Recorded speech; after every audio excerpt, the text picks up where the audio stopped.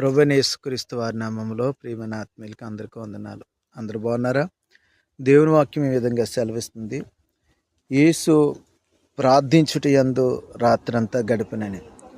కాబట్టి మన ఆధ్యాత్మిక జీవితాల్లో యేసుక్రీస్తు వారే దేవాతి దేవుడే మరి మానవాన్ని రక్షించడానికి, ఈ లోకంలో గొప్ప పరిచర్య చేయడానికి, అనేకమైన అద్భుత కార్యాలు మహత్ కార్యాలు జరిగించడానికి యేసుక్రీస్తు వారు ఈ లోకంలో ప్రార్థనని ఆయుధాన్ని వాడాడు.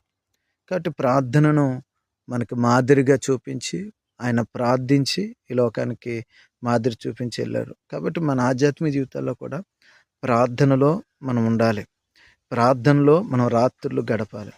కాబట్టి మరి మన ఆధ్యాత్మిక జీవితంలో ఒక ఉన్నతమైన స్థితి చూడాలంటే ప్రార్థన అవసరం. ప్రార్థన మాకు దేవునితో సహవాసం చేయడానికి ఉపయోగపడుతుంది. ప్రార్థన మనకు మంచి ఆలోచనలు ఇస్తుంది. ప్రార్థన మనల్ని మంచి గైడెన్స్ ఇస్తుంది. ప్రార్థనలో మనం గడిపి మన ఏ పనైనా ప్రారంభించినాడు ఆ ప్రార్థన మన ఎక్కలేనంత కొండపైకి శిఖరాలపైకి మనల్ని ఎక్కిస్తుంది. కాబట్టి మన ఆధ్యాత్మిక జీవితాల్లో ప్రార్థనా జీవితాన్ని కలిగి ఉందాం. మరి దేవుడు రాత్రంతా ప్రార్థనలో గడిపాడు అన్నట్టుగా మనం కూడా మరి దేవుని కొరకు రాత్రులు ప్రార్థనలో గడుపుదాం. మరి దేవుడు అనుగ్రహించిన బ్లెస్సింగ్ హోమ్ మందిరంలో ప్రతి నెల మొదటి మంగళవారం మరి ఆన్లైన్ ప్రేయర్ జరుగుతుంది. మిమ్మల్ని అందరినీ ప్రేమపూర్వకంగా ఆహ్వానిస్తున్నాను.